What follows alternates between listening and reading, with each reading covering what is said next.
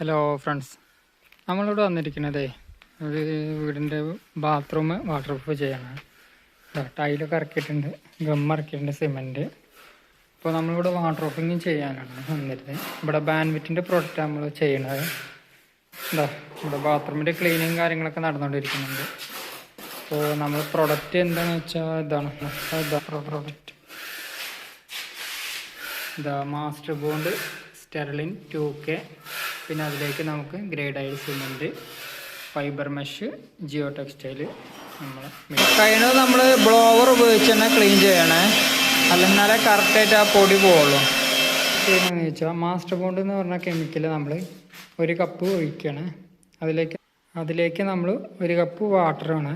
Master bond water നമ്മൾ ഒഴിച്ചു. അതിലേക്ക് നമ്മൾ ഗ്രേഡായിട്ട് സിമെൻറ്റ് 2.5 കപ്പാണ്. എന്നിട്ട് നമ്മൾ നന്നായിട്ട് മിക്സ് ചെയ്യണം. മെഷ് വയ്ക്കുകയാണ്.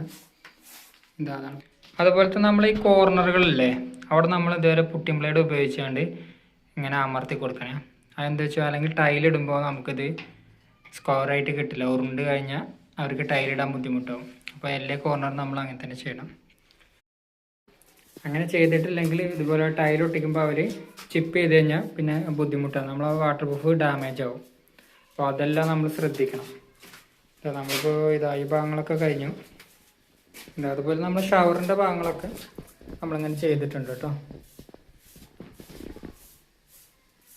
നമ്മളതുപോലെ ചുമരെല്ലാം നമ്മളിപ്പോൾ മെഷ് വിരിച്ച് കഴിഞ്ഞു കേട്ടോ. പിന്നെ നമ്മൾ ഈ താഴെ മെഷ് വെക്കുന്നതിന് മുമ്പായിട്ട് നന്നായിട്ട് ഇതൊന്ന് ക്ലീൻ ചെയ്യണം. എന്നിട്ട് മാത്രമേ നമ്മൾ എന്താ വെച്ചാൽ നമ്മൾ കാലിൽ നിന്ന് കുറച്ച് പൊടികളൊക്കെ കയറും. അപ്പോൾ അതെല്ലാം മാറ്റിയതിന് ശേഷം മാത്രമേ നമുക്ക് മെഷ് താഴെ വിരിക്കാൻ പറ്റുള്ളൂ. ഇടയ്ക്ക് ഇതൊന്ന് മിക്സായി കൊടുക്കണേ നമ്മൾ കെമിക്കൽ.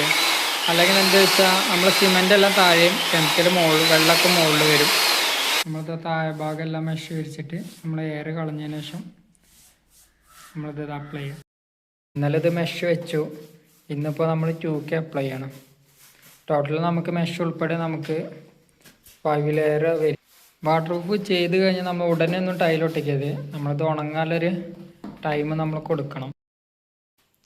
ടൈലൊട്ടിക്കുന്നതിൽ ശ്രദ്ധിക്കേണ്ടത്, വാട്ടർ പ്രൂഫിൽ എന്തെങ്കിലും ഡാമേജ് സംഭവിച്ചിട്ടുണ്ടെങ്കിൽ നമ്മളിത് മറച്ചു വെക്കരുത്. നമ്മൾ ക്ലയൻറ്റിന് വിവരം അറിയിക്കണം. അവർ വാട്ടർ പ്രൂഫ് ചെയ്യണവരെ വിവരം അറിയിച്ച് നമുക്ക് പരിഹരിക്കാനുള്ളൂ. വാട്ടർ പ്രൂഫ് ചെയ്ത് കഴിഞ്ഞാൽ മൊത്തം നമ്മളൊന്ന് ചെക്ക് ചെയ്തിട്ട് എന്തെങ്കിലും ഡാമേജ് ഉണ്ടോയെന്നോ ഒന്നുകൂടെ ഉറപ്പ് വരുത്തണം.